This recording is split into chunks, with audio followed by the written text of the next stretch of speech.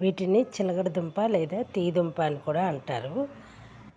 ఈ దుంప తినడం వల్ల మనకి హెల్త్ బెనిఫిట్స్ అనేవి చాలా ఉన్నాయి. ఇవి చాలా రకాలుగా మనం తినచ్చు.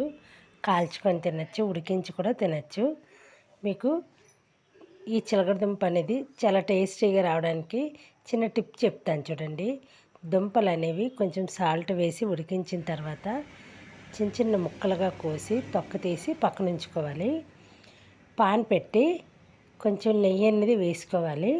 పాన్లోని ఆ నెయ్యి అనేది వేసి దాంట్లోని చిలకడదుంప ముక్కలు కూడా వేసి కొంచెం షుగర్ కానీ కొంచెం బెల్లం కానీ వేసి లైట్గా నీళ్ళు చిలకరించి 2 నిమిషాలు అనేవి చిలకడదుంపలు పైకి కిందకి తిప్పితే టేస్ట్ అనేది చాలా బాగుంటుంది.